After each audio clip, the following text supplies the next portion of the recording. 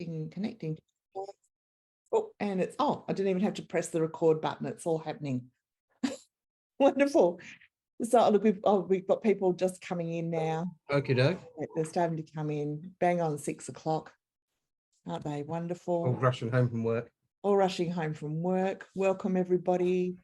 So just let them come in. They've probably just charged in, grabbed a cuppa. Made their cup of tea. Yeah, made their cuppa. That's right. And we'll get started, I think. Oh, a few more. Here they come. Wow. Just in the nick of time. It's good. It's good. Well, I think after this weekend, we stop playing time zone bingo quite to the... It always catches me out. Oh, no, I'm so glad we had that conversation. I'm so glad you told me that, because I wouldn't have. I would be here in an hour going, where are they? I'm going, pretty sure Graeme's in Cairns. Yep, better tell him. I know. It's just, I'm dyscalculic, so I think working that sort of stuff out is just dreadful for me. Well, summer's the worst, right? Because it's just it's insane. Yeah. Okay, so look, I think we'll get cracking. All right. Well, on honour the time and people here, so that's awesome. So good evening or good afternoon, wherever you're at in the country. My name is Jackie Vanderveld, and I'm the host this evening for this chat with Graeme Bint, and we're very lucky to have Graeme with us to talk about this interesting and sometimes perplexing topic. But just a quick blurb on Wellbeing Australia. I'm one of the directors at Wellbeing Australia, and we are a not-for-profit network bringing together people and organisations committed to developing healthy relationships that lead to individual and community wellbeing. And Graeme, welcome. Thank you very much. So look, I think it's always a good way to get cracking, just for you to introduce yourself. I mean, I could do it, but I think I'd be here forever. Because you've done so much, and it's just a nice way for you to start. So introduce yourself. Where you go? Yeah, sure. My background is basic British military. I served 8 years, but I jokingly called myself a Cold War warrior. A couple of tours of the Gulf One, and that's what made me get out of the military, and Northern Ireland. And then, but when I left the military, after doing a few things, I got invited to do a convoy to Bosnia during the war there to take aid. And I've always thought, it's always good to do one good thing in your life. And I literally just wanted to go and do that one convoy, drop off some aid, and come back and see what was going to be next in my life. I ended up staying there 3.5 years. So I saw most of the war there. And it was a horrific war, and 8 months of that I was besieged inside Sarajevo, running our distribution office, and it was pretty hairy. There was some pretty hairy times there, and I'm quite lucky to be here.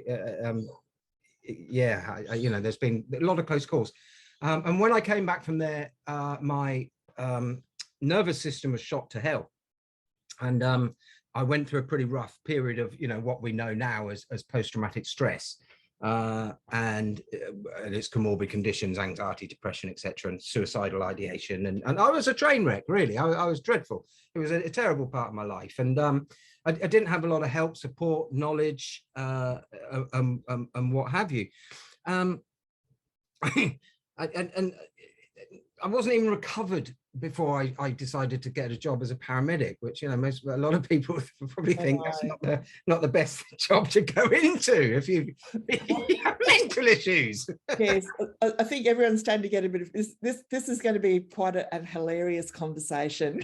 It's got about very serious stuff, but that's right. Yeah, that's right. You got to laugh at it. So, but actually, being becoming a paramedic really helped me out, because I was fascinated in medical, and I learned a lot of things. And just for instance, one of the worst things I experienced in my height of post-traumatic stress was a thing called sleep paralysis, and it scared the living bejesus out of me. And I don't believe in the supernatural world, but here I am experiencing the supernatural world, and I had no idea what it was. And I learned about it as a paramedic, and when we did our mental health stuff. So I did 5 years on the streets of Britain, I met a lovely Australian nurse and came to this wonderful country, where I sort of, narrowing things down, I just thought I've worked predominantly in mental health and disability sector, mainly as a carer. I now work for a veterans charity, veterans welfare charity, and but my healing process sort of started in the UK as a paramedic, and took me maybe 15 to 20 years while I came into Australia and went through the various avenues and went to various sites. I got my mental health cert 4, became a counsellor as well for Lifeline. So I got my certification for that, crisis counselling, talked to a lot of people, found out that that was something I'm really interested in. So I did a hell of a lot of my own research. And you know, I didn't really become a counsellor until I thought I was predominantly cured from post-traumatic stress, because I think one has to cure oneself first. And I know there's a lot of people out there, there's a lot of sites out there who will say you can never heal from post-traumatic stress, and that's absolutely bollocks. And you know, I'm living proof, and so a lot of people that you know who I work with are living proof. And you know, I was a train wreck, and I'm now a perfectly functional person. And occasionally I detect the black dog sitting at my back door, and I know how to cope with it. I'll either let him in or shoo him away, you know, depending on how I feel. So you can heal from. It is a transient disorder, if you want to call it a disorder. I'd rather call it a condition.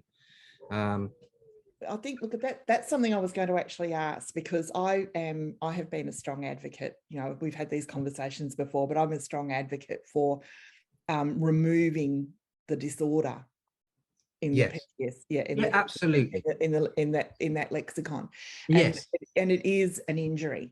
yes, and so I think that's where I think that's probably where you and I connected. I read your book and I was just, oh wow. cool, thank you. That answers so many questions. And Yeah, and we'll put the links up for Graeme's book as well. It's a really good read. But that really spoke to me, that injury side of things. And when you say it's a, you know, perhaps a set of conditions, or it's a, you know, a period of illness and then you can recover from it, that gives yes. hope, really. Oh, absolutely hope. And that's when I do counsel or talk to people, that's the biggest thing I want to get across, and that's hopefully what we'll get across today. You remove the stigma. You already haven't heard me use the D word today. You know, I never say it's post-traumatic stress, and it's a reaction. It's just it's a natural reaction to a set of unnatural circumstances, and it's your body's reaction. And therefore, the other thing that I will state and say is that it is a reaction to a body's response. Therefore, I totally believe it's a physiological condition and not a psychological condition. Therefore, you can remove the stigma, and obviously it's transient, because anything physical generally is transient. And if we treat it correctly and manage it correctly, treat it rather than manage, because we don't want to just manage it, we want to treat it, get rid of it. And we can. And when if it's a physiological condition, which I fully believe it is, we can cure it. Yeah. Well, I think I sent you a note just after I'd been to a conference on Monday, this past Monday. Yeah. And I was delighted to hear a very well-respected psychiatrist, an Australian psychiatrist, referring to post-traumatic stress as a pro-inflammatory condition. Exactly. I could have jumped across through the screen and hugged him, because I thought, I know, because but it is getting there. You see, it is getting there, but it is always going to be treated with resistance, the same as medicine. You know, the medicine model, give people drugs. No, not change the diet, etc. Not go to naturopathy. There's going to meet resistance, because there's a huge industry in this.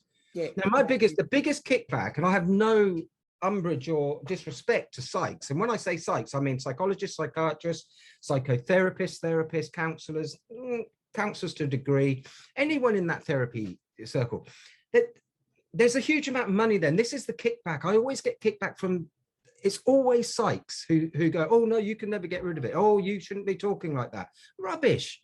You know, you should be talking about this. So the chap you were listening to is obviously a very, very secure psychologist, who's willing to push the boundaries and open that envelope, because I came to everything every realization I came to, which is written in my book, as you say, I've come to that realization through experience. Yes. Now, I always state this: if anyone wants to challenge me, please do, because I love to be challenged. And this is what I always say: I am no expert in post-traumatic stress, not an expert, but I am an expert in my post-traumatic stress. And through all the years of counseling, what I realized is that everybody who experiences, not suffers from, that's the other thing you won't hear me say, everyone who experiences post-traumatic stress, they go through roughly the same set of symptoms. Yeah. And it doesn't matter whether they were in the military and saw terrible things, or you know, whatever happens there, or whether they got abused as a child, whether they got raped, whether they're in a car crash, that it manifests in pretty much the same way. And this is what I learned from years of talking to people on the phones and hearing their undiagnosed post-traumatic stress. And therefore, if it manifests in the same way, no matter how you contract it, it has to be a physiological condition. It has to be. Has to be. Yep. And these realizations, I've come to them. And that's why it's taken me 20 years. But when I come to them, and what we're going to talk about later, which is an epiphany, and some people are not going to like what I say. When I come to that realization, then I go and research it. And lo and behold, I find a whole bunch of very clever people who have dedicated their lives to this, agreeing with me, or not agreeing with me, saying the same thing that I've realized. So there's something in it. Something in it. Okay, so we're about to launch into this, folks. But if you have a question or a comment or a question you'd like to ask, we will have Q&A at the end of towards the end of the session. But if you've got a question, please use the Q&A button at the bottom of your screen, and we can pose those questions to Graeme at the end. And if you'd like to use the chat, you can do that too. We're very happy, but know that it's likely everyone will see what's in the chat. But if you send the question, just the Q&A, use the Q&A button, just Graeme and I will see those. So, Graeme, what did you do to heal? Okay, fantastic question. And I'm going to try and think about this chronologically. First of all, I had resistance to healing, and the resistance was because, first of all, I didn't know what was going on. So a lot of the time I just thought I was going stark raving mad, especially when I was experiencing sleep paralysis and being carried around a room by a demon, right? And the room was cold every time I went in it and I couldn't sleep. I thought I was going mad. However, obviously that lovely saying that if you think you're going mad, you're not. Right? You've got the awareness. Yeah, so I held on to that. And it was funny, but eventually I had IBS, irritable bowel syndrome, terribly debilitating. That's very common. It really, really debilitating. You know, there were times when I was going back to station in my ambulance where I was almost begging my partner to put the blue lights on to get there quicker, which is totally illegal, of course. But, you know, I think I could have explained it. And I am not an advocate of medication, really not, but I'm also not against it. Everybody is different. And a friend of mine had IBS, and he went to his doctor who he knew from school, and they gave him, and in the UK you can get SSRIs, selective serotonin reuptake inhibitors, or a type of antidepressant for IBS. Oh, okay. And he took it and it cured it up. So he told me, and I went straight to the doctor, got IBS. 2 days, my IBS was gone. And it was horrendous, right? That my IBS, 2 years, 3 years, and it was gone in 2 days. But what happened was my head cleared up a little bit as well. So I researched that, and I found out that the secondary function of serotonin is to work on the smooth muscle in your bowel. Now therefore it makes sense. But now, years later in Australia, I've realized, and I've researched, and I found out that serotonin is made in your gut biome as well. So it's a chicken and egg thing, you know, and a lot of psychs will say, you know, depletion of serotonin, blah, blah, blah. But okay, So what do you do about that? You do some strange stuff with your synapses and whatever, and it works for some people, doesn't work for other people, and it causes more problems than it solves, blah, blah. But really, we're looking, you know, that's the wrong place. We need to be sort of sorting the gut biome out and the gut out. And that's why diet's so important. So I came to Australia. I managed to go and see a very good psychologist who was from the American military. So he was well ahead of his time. And we talked and we did a few things. We did some meds, we did some things. They gave me books to read. But it was that fact that I'd gone to him and talked that opened up the fact that I was willing to go, I need to get healed here. I'm destroying every relationship that I'm in. And I'm the only common denominator. And I don't like this. And I don't like me for being like this. So change. And more years and working and on this and researching, reading the right books, watching the right, it's all available, right? It's all out there. It's available. Instead of just going to the doctor, getting on the meds and staying in that model, research, find what's good for you. But the really important thing recently, Jackie, which is what I really want to talk about, is I engaged a really good naturopath. And, you know, I'm very aware that naturopathy has a sort of a, you know, a stigma. But there's two types of naturopath. There's, you know, there's some that are just a bit sort of wishy-washy and about food and maybe a bit spiritual. And there's other ones who do a naturopathy degree. I've seen what they do in that degree, and I wouldn't like to do it. I wouldn't even attempt to do it. It's really brain stuff, right? Really incredible science. And my naturopath, she also has a degree in biology and a degree in physiotherapy. So I've seen her for physiotherapy as well. But what we've done about my healing, I've done a food allergy test. I've had my gut biome mapped. I've done full bloods, and I don't mean full bloods that doctors give you. I mean, I pay for myself, and it costs me anywhere between $400 and $700, right, to do proper full blood. So blood work, as people call it. And I've also had DNA testing. And all those things are finding out my health. Now, this is the health of the future to do this. Yes, it's expensive. Why won't doctors give you full bloods? It's expensive, and they can't.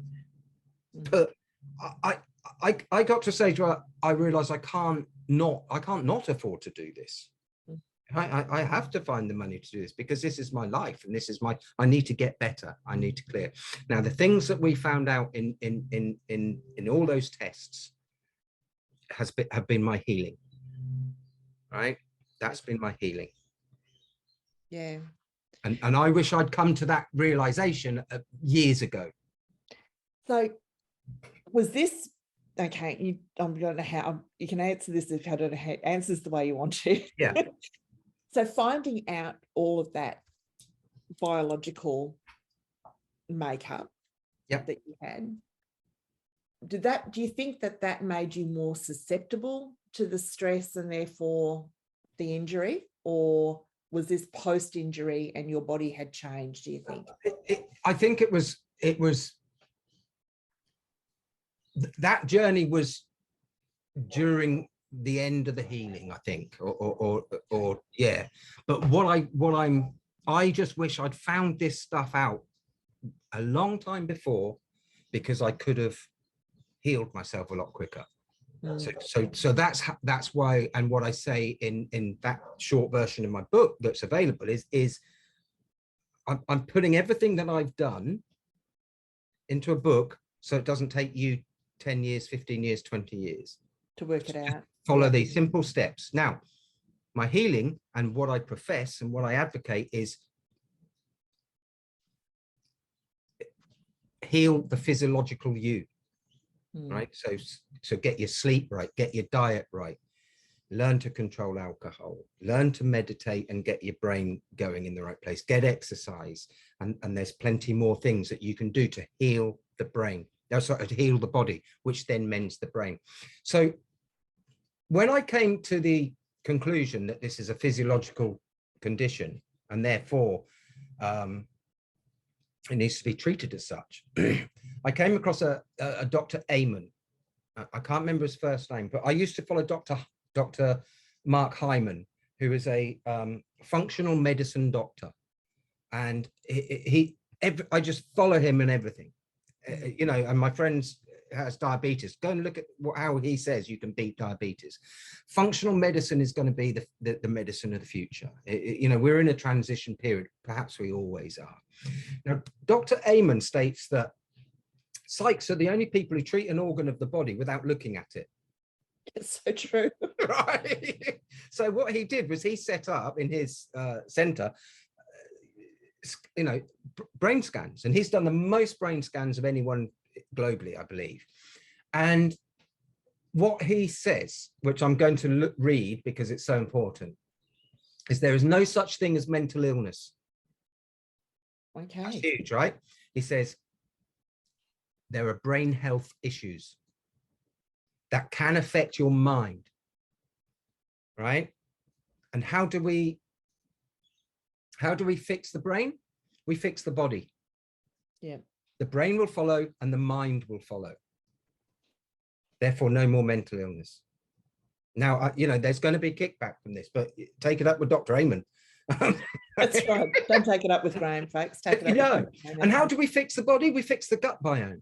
Mm. Because in Chinese medicine states everything starts in the gut. Yep. The gut biome contains. Just before we move on from that, that physical note, that his reference to the brain. Yeah.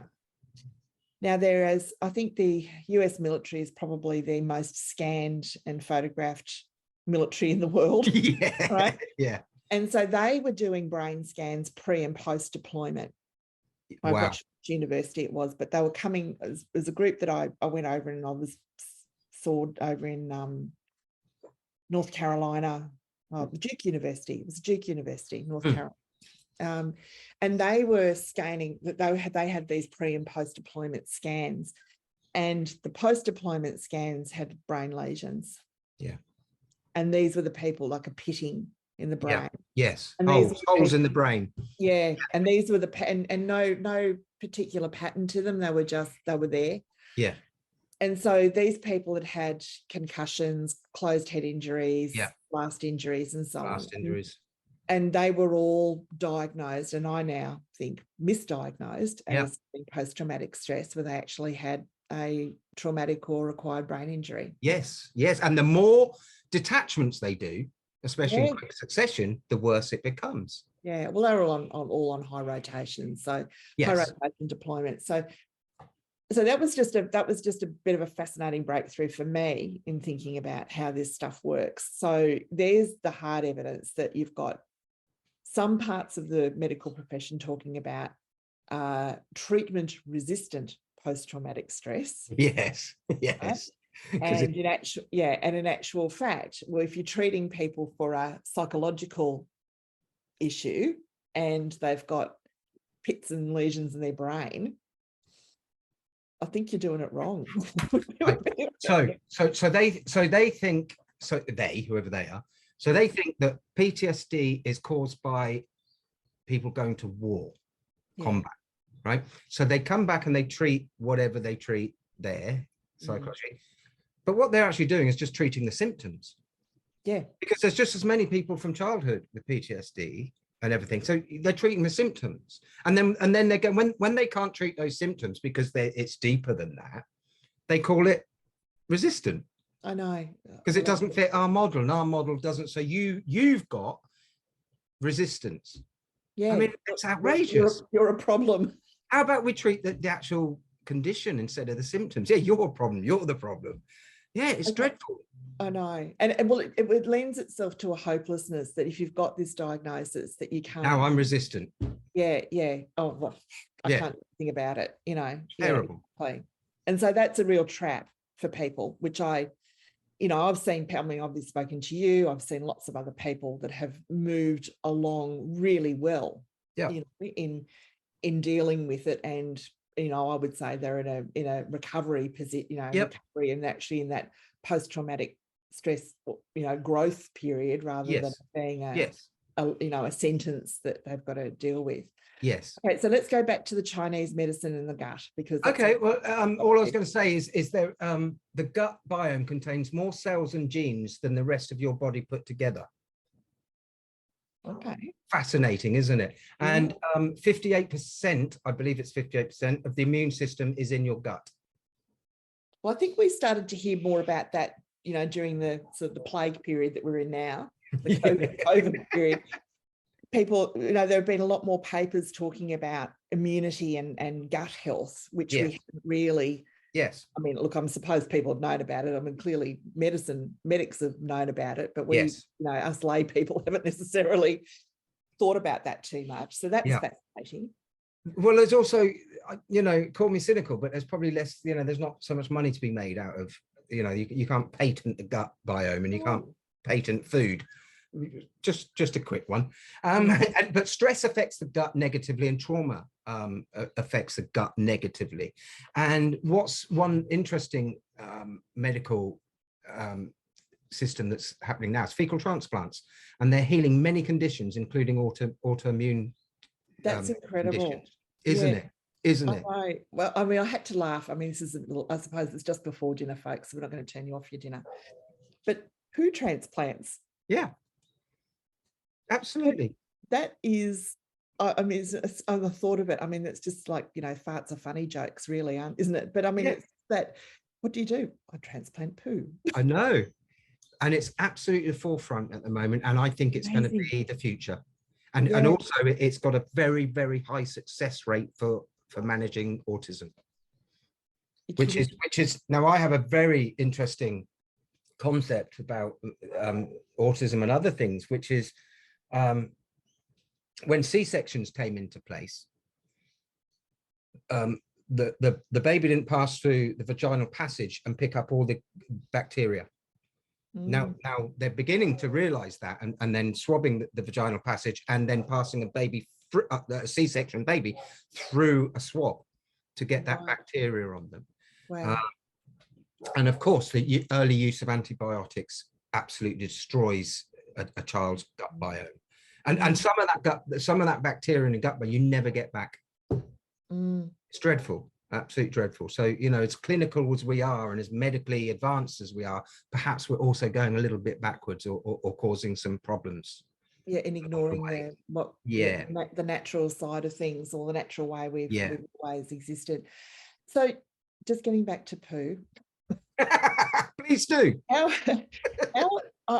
This has always fascinated me, because my daughter actually applied. The kids always say, you're going to talk about us when you talk doing. I didn't think I would be this time, but my daughter actually did apply for a job as a medical science for a research job at one of these clinics in Sydney.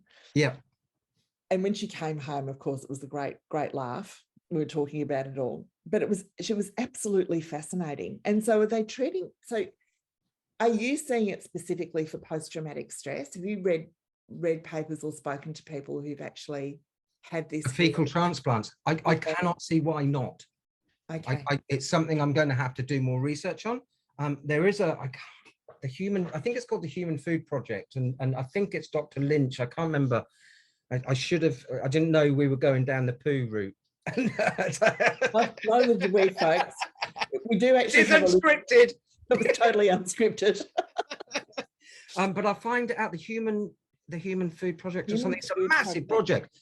But he took a fecal transplant from a Hadza tribe in Botswana. Okay. And so he's way ahead in the research of this. But again, you see, there's always going to be pushback from the FDA or the drug companies or big pharma, because they don't want this stuff to come in. You can't patent poo, can you? No, you can't. That you can't. So I think Magic Tricks tried to, but no, absolutely not. So with your particular story around nutrition, what did you do that worked for you? Okay, so this is where I want to bring in a contentious question, and you know, this could be named of this podcast, which is, my question was, are psychs looking in the wrong place? And the biggest kickback from that, you can imagine, is from who? Now, it's my belief that the answer to that is yes, they're looking in the wrong place. They're looking in here, and they should be looking in here and in the gut biome.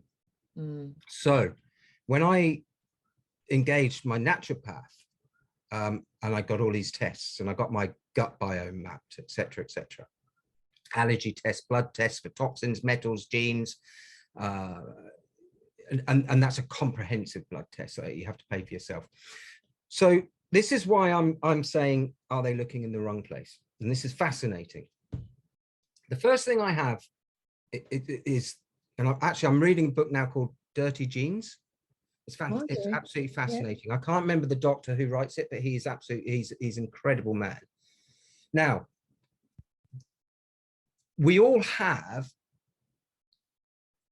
many gene mutations. So the three main, and the three ones I want to bring up for a very interesting reason here, is what I have. The first one is the MTHFR gene mutation. And I'm going to try and pronounce this, so bear with me. It's methylene tetrahydrofolate reductase gene.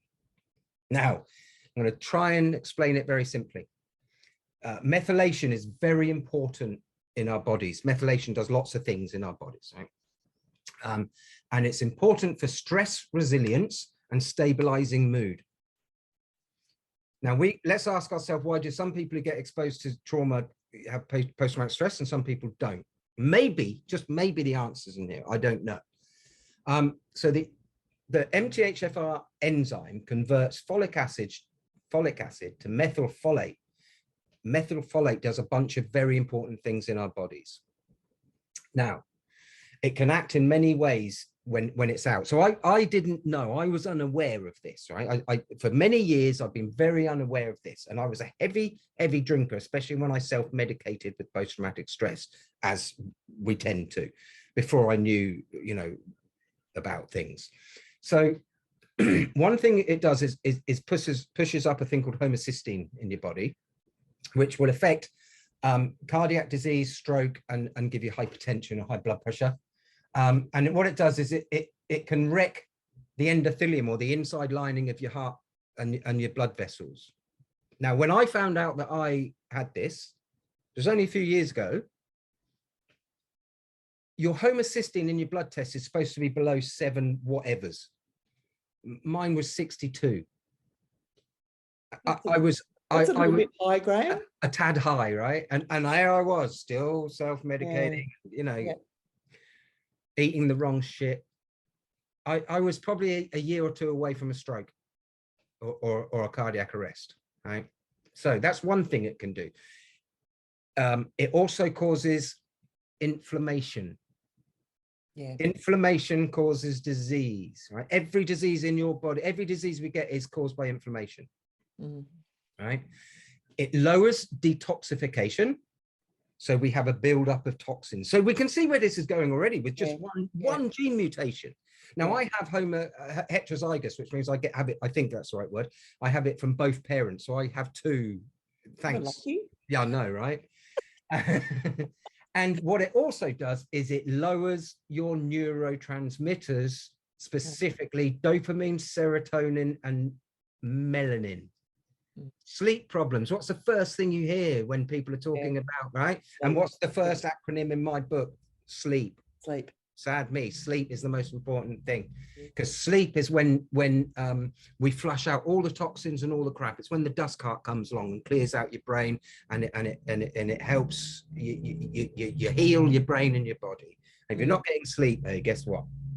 So the lack of sleep and the lack of those neurotransmitters leads to depression, anxiety, and addictions. I have struggled with addictions all my life. Maybe pre post-traumatic stress, I don't know, because in the military I'm hyper fit, but you learn to drink, you know, a lot. So that's the first gene mutation I have. The second one is COMT, the COMT gene, which is catechol O methyltransferase. Okay, and that affects the body's ability to metabolize neurotransmitters, especially in the prefrontal cortex. So again, we're talking about dopamine, serotonin, and adrenaline, all linked with aggression as well, by the way. Yeah. People with the COMT mutation tend to be more irritable, are susceptible to depression, anxiety, mood disorders, toxicity symptoms, and addictions. It's just a party pack all round, isn't it? It's all coming in, isn't it? It's all we're hearing the same things, right? With a COMT mutation, your recovery from a stressful event may be harder. So we see where this is going, right? I've just discovered this shit, but it's all making sense to me. Hence why I say, are they looking in the wrong place? The COMT gene has been linked with, now get this, drug and alcohol abuse, OCD, panic disorder, bipolar, and post-traumatic stress disorder, they say, right? So now I have that one gene. I've experienced post-traumatic stress. Interesting, isn't it? My genes have predisposed me. And then I've gone and been a paramedic. I've spent 3.5 years in a war zone. I've been in the military, etc. The third one I have, which is important for this, and people may have heard this, is the MAOA gene mutation. That's the warrior gene. That's the warrior gene, correct? Yeah, but there's two types, fast and slow, or A and B, I believe, and I'm A, which means it's not the aggressive one. And that stands for monoamine oxidase A. This enzyme breaks down neurotransmitters. Hello, here we go. Everything is neurotransmitters, right? So the psychiatrists are giving, and you'll remember, if you know your drugs, they used to be MAOA inhibitors, didn't they? Before SSRIs. Yeah. So they're playing around in here, but they're treating the symptoms. So they're talking about brain chemistry. So they talk about these conditions as being a chemical imbalance or a correct and incorrect, actually. Yeah. But then they go and mess about with the chemistry. Yeah, so they're treating the symptoms, they're messing it up. And what else are you messing up? And these people are never going to get better because you're not treating the cause, and they go on forever being on these medications. And then they go and see a psych to talk about it. Yeah.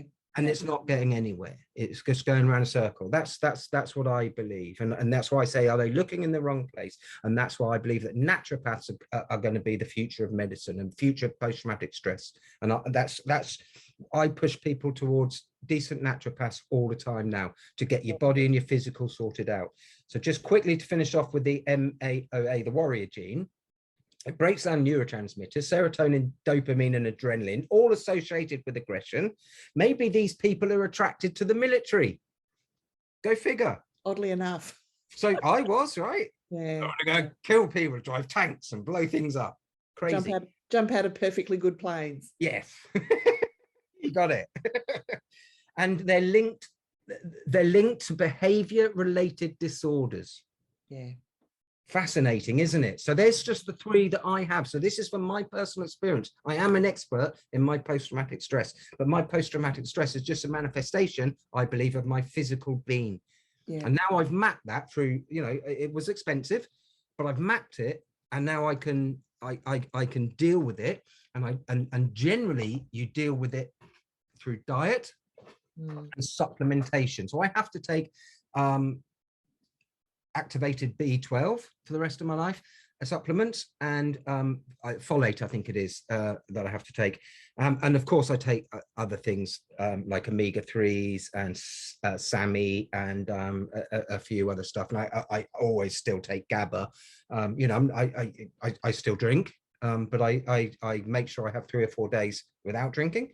And I exercise, and I take GABA to counteract. Dirty Genes, Brian Lynch. Yeah. That's the one, isn't it? Yes, that's absolutely. He's amazing, Brian Lynch. Absolutely amazing. And so I've discovered this from my naturopath, and I've gone and researched and found this guy. And I'm lying in bed listening to my audiobook, and he's the first 3 he brings up are MTHFR, COMT, and MAOA, and says they're all linked. And I'm just lying there going, hallelujah, hallelujah.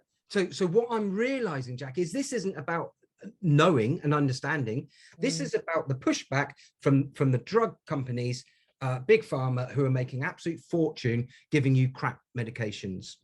And again, I'm not against whatever works for anybody, but how can you give me SSRIs? Now, I'll tell you a funny story. I was given I can't remember the name of the drug, but my cousin went on it. He said, I think you should go on this antidepressant. It's really good. Perhaps I'll think of the name, because I mentioned a lot of people who've had problems with it. And it sent me bonkers. It sent me absolutely bonkers, because it's a noradrenaline. It's SSRNI. Yeah, so it's a noradrenaline. That's the last thing I need, is to piss about with my adrenaline. I went bonkers. Yeah. I was drinking like I was at a music festival and staying up for days on end and just it was crazy. So how, without testing my genetic mutations, how could they give me that drug and not, and give it to someone else who hasn't got that mutation? It's rubbish. It's hit and miss. They're throwing darts in a dartboard, really. Yeah. Look, I think the more I hear from people like you, Graeme, and others who've discovered wellness, through their own experience and investigation, I think the way I fall, because you know what I do, I work with I work in this dark and leery space with veteran support quite a bit. So yeah.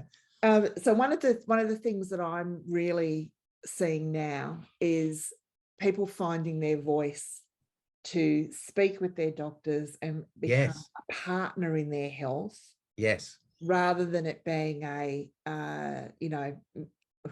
whatever you say, doctor, whatever you say, doctor. Yeah. And I think that that's actually a better place to be, because there's you're proactive about what you're doing. You're not just, you're informed. I think that informed part, being informed, it's not just, we've had lots of conversations about informed consent, for example, in the last few years, but being informed, medically informed about your condition, and you bringing research to your doctor and having those discussions about, is this me? What do you think? Well, I've actually educated my doctor, and I don't say that as big-headed. I've had to find that information from somewhere else and take it to him, because he's got a narrow spectrum of, where he's working. And I've gone in with this MTHFR, and he's gone, well, what do we do about it? And I've gone, well, I have to do this. Because they generally they just don't go here. People like Ben Lynch do. Yeah, well, to be fair, they don't have time, right? So they've got the drug companies don't allow them. No, that's true, and the system doesn't allow them either, because they've got to see so many patients in a day and all that sort of stuff. Yeah. But I think if we can actually, through these types of conversations, empower people to go and start asking the questions. Yeah. And taking their research to their doctors. And if you're in a position where, I know a couple of people who are on this call tonight, work with young people who've been through some pretty horrific stuff and do have post-traumatic stress, that is part of the education that they're doing within their schools or within the community of young people that they work in, is to bring maybe just plant these ideas and plant the seeds, start people on their journey to investigate their own health would be really good. Yep. Well, it's a case of, there isn't just one option. Go to the doctor, follow the medical model, get the medications, or go to the psychiatrist, get the medications, see how it works. Does it work for you? No, let's try something else. That's not the only way. There's better ways, or there's options. And I'm not dictating, how anyone should manage themselves, but what I'm suggesting and advocating is that they do the research and find out if there's other ways, because the medical model isn't going to tell you this. No, and that's certainly been my experience as well. Like the medical process for me did not work. No, I was very unwell. In fact, got worse. Well, it's the same as when they give people statins. It's insane. It's absolutely insane. Here, have a heart attack in a pill. Exactly. It's just going to take a while. So the thing that worked for me was routine and exercise, and I discovered heavy bag boxing, which I absolutely loved. Excellent. Yeah, get that stress out.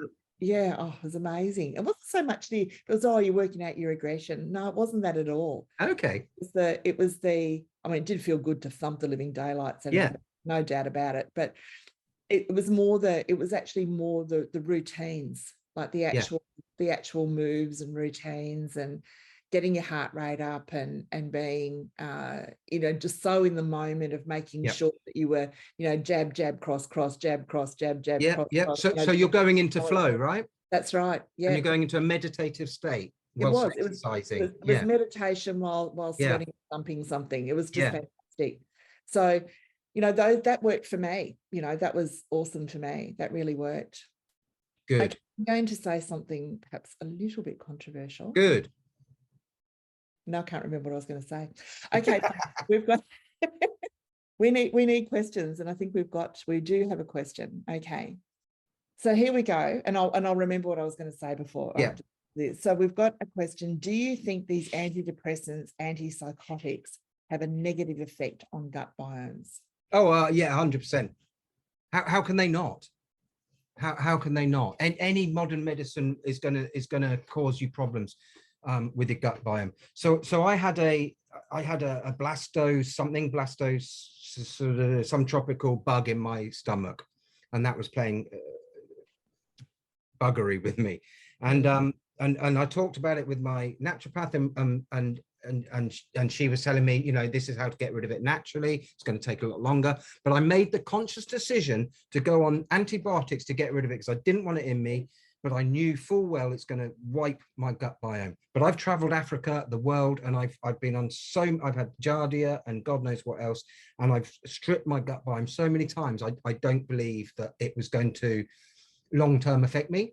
And what I did afterwards, I went on a very heavy regime of building my gut biome back up with my naturopath. So prebiotics, probiotics, prebiotic fiber, kombucha, kimchi, fermented foods, and all the good stuff to get that. So I rapidly and I felt a lot better.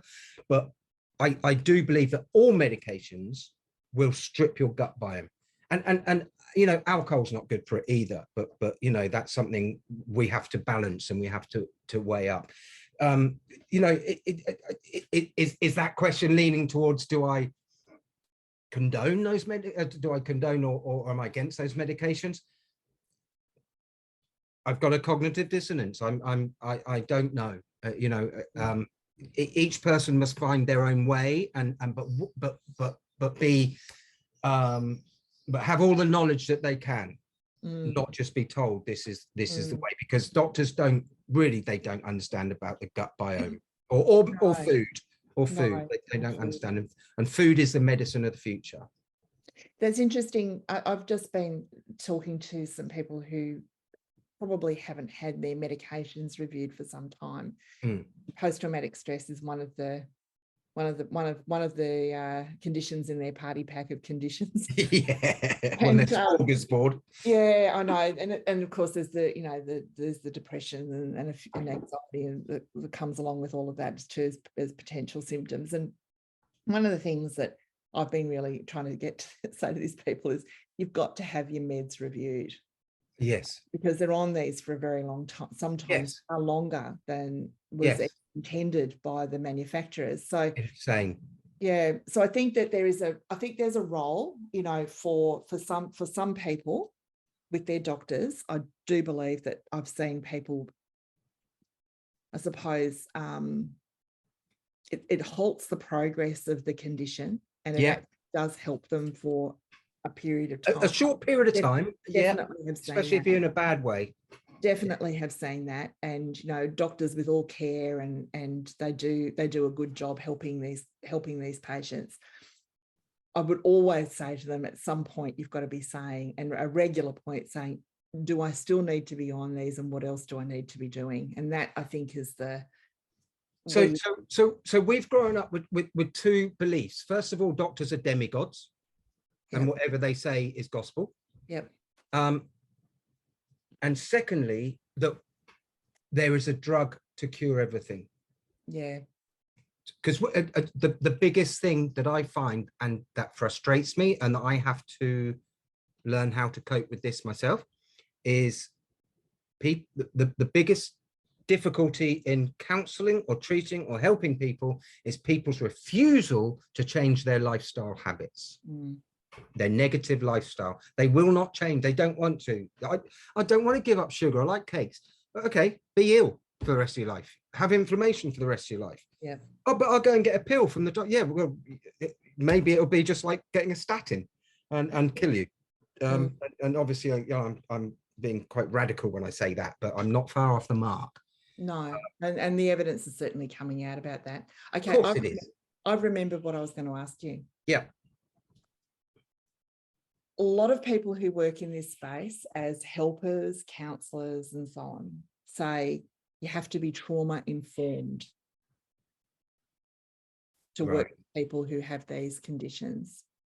What meaning that you have to have experienced it? So they say you have to be trauma informed, but it's trauma informed either that through their own experience, so they're an expert in trauma, or that they've had training that allows them to be called trauma informed. Okay, yeah.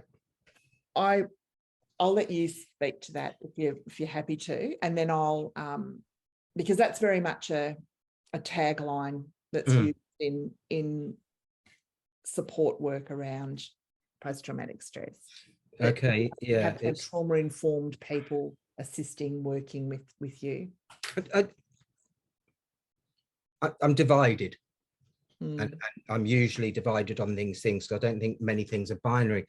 It worries me a little bit, but also I think some of the future of help and some of the best help is peer support workers. Yeah, I really do. I think that's a fantastic initiative. Again, we okay, first of all, I think psychs and healers need to be healed first and foremost, because there is a thing that states beware the psych that's become the psych to help themselves. And I see that's prolific. And often I think that not only are they not fixed themselves or as knowledgeable as they could be on all sorts of subjects, I think they've learned stuff from a book and they follow the model and they follow the flow chart and they have their little favorites and they try and pigeonhole. And then the answer is this medication. Now, again, look, I bag doctors, right? But I don't disrespect, I don't dislike doctors. I think they're ignorant in the nicest sense of that word, the true sense of that word. I think they're ignorant because they followed a model. The model is controlled by Big Pharma. The colleges they go to, the universities they go to are subsidized and controlled by Big Pharma. So that's the model they want. So to answer that question, I think we're barking up the wrong tree anyway. And we're looking in the wrong place. And how I was going to leave this podcast, which I'll say now, is we should treat naturopaths with the same, if not more, level of respect as we do psychs and doctors. That's the future. I really do believe that, because we need to be treating the body. Yeah. The brain will follow, and then your mind will follow. Yeah. Right. And that's the true nature of science, isn't it? Absolutely. Science, I hate people, I hate hearing what is it, I follow the science, or trust the science. Say again. Trust the science. Yeah, I trust the science. What science? That's great, but what is science? What is science if it's controlled by money? Yeah. And it's corrupted? If science was free, I'd probably trust it a lot more. And also, science is omni-changing. We just discovered a new organ in our bodies, and we've just discovered a new layer in our brains. I think the organ is called the mesentery or something. I can't remember. Sorry, I didn't know we were going here. But you only have to Google it. And there's a new layer in the brain that apparently is very susceptible. And I should have researched this for this. Sorry, it's very susceptible. I sent it to a friend of mine who's from my old unit, who's jungle warfare teacher in the SAS, British SAS, and he, because he has an ABI or a TBI, and it's apparently this new layer is very, very affected by trauma and ABIs, yeah. And so hey, there's the science, right? The science is just coming out. We just discovered a new organ. We just discovered a new part of the brain. So what if we trusted the science before that? Yeah. Because we've just realized, found out it's wrong.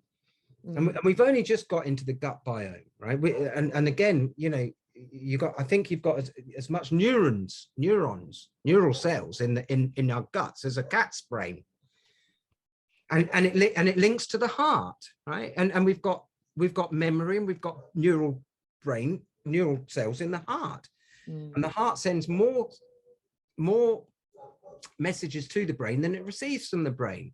And then we've got the vagus nerve, which is all coming out into this research. Right. So what science do we trust exactly?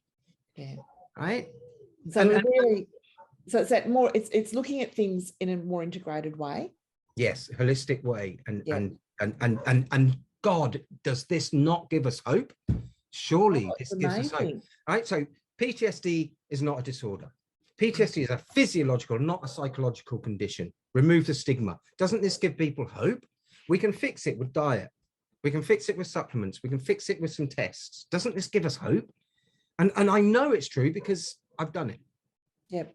I've absolutely done it. And I'm much physically more healthy. You know, I lost, God knows, loads of weight, and I've become flexible again, and I think straight again. And a funny story was, I was at a wedding a little while ago. So I photograph weddings, and I was at a wedding, and someone let a confetti bomb right behind my head, right behind my ear. Boom! And I went up to them later and I went, I just want to thank you. First of all, it's not the best thing to let confetti bombs off with ex-soldiers who's suffering PTSD. Oh my God, I'm so sorry. I said, no, I'm only joking. I said, I really thank you. It's just proved to me that I'm cured. Yeah. Because I didn't dive in the nearest bush. Didn't die. He didn't hit the ground. Yeah, cameras everywhere. Take out the bride on the podium. Sorry about that. It was my condition. Yeah. That's right. And so interest. I just want to go quickly back. There's something we were talking about earlier about the medications, right? Mm-hmm. There's a beautiful documentary called "The Doctor That Gave Up Drugs," and you can just YouTube it. It's on YouTube. So "The Doctor That Gave Up Drugs," and it talks about everything that we've just talked about. Yeah. And he goes into a surgery and he gets kickback, not just from the other doctors, but from patients, because they've only got 10-15 minutes, and they want and they think they're entitled to a medication that's going to cure whatever ailment they have. So we're to blame as well, right? Because it's customer demand, you know. It's we want the quick fix. Yes, because we don't want to change our lifestyle, bad lifestyle habits. I see it all the time. And that doctor who does that, he's one of the twins who works with Dr. Mosley, who's on a lot of Australian television. Yeah. And those two doctors go around Britain and do lectures to children. They're very, very cool people. So Mosley's the fasting dude, isn't he? Yeah. He researches everything and does it himself, which is brilliant. And he's very up there. And the other point that I was going to make to you is so I would say that 99.9% of people experiencing PTSD, or especially ex-soldiers experiencing PTSD, self-medicate with at least alcohol. Right? So I did. So because of the MTHFR, I have to take B12s. Alcohol strips B12 out of your body. So your body methylation isn't taking correct place. So my body was absolutely not functioning at the height of my post-traumatic stress, and I was making it worse because I hadn't had this genetic test and I wasn't taking the supplements. Not only was I drinking outrageous amounts and, you know, depleting all the B12s and all the nutrients out of my body, which screws your brain up. When I could get over my agoraphobia and go to the shop next door, I would buy a packet of crisps and a pasty, right? And that was my lunch or my dinner, or my food for 2 days or 3 days. And and then there's a 6-pack of White Lightning, you know, cider, which is really easy to drink, and it's about 13% or something outrageous. And I would drink that. So you're not taking in the nutrients, right? So you're getting you're just damaging yourself, and it's a vicious circle. And you're getting inflammation, of course, and you're getting dehydration, and you just, it's absolutely, it's terrible. And they what then you're going to take medications on top of that. Yeah. Because look, let's face it, none of us stop drinking when we take SSRIs or whatever. We carry on drinking. No, they don't. That's true. No. And as you know from my book, I don't say, oh, drinking, alcohol's, one of my sections. I don't say, oh, stop drinking, that's the gold standard. Of course it's a gold standard, but no one's going to do it. So why do we talk about it? Yeah, exactly. Let's be sensitive about it, and let's do things you're going to be able to, you're going to do. Yes. Otherwise you'll do nothing. So if you're going to drink, at least take GABA, the neurotransmitter GABA, which will replace the alcohol strips GABA. And interesting, GABA is a calming neurotransmitter, is a relaxing neurotransmitter, and alcohol strips that. But what it also does, it spikes, I think, glutamine or so another excitatory neurotransmitter, which explains why we get alcoholic anxiety. Right? So we get the paranoia and the anxiety after drinking. And what do we do? What do we reach for? Because alcohol mimics GABA, we reach for another drink to calm. So knowing that that's physiology, right?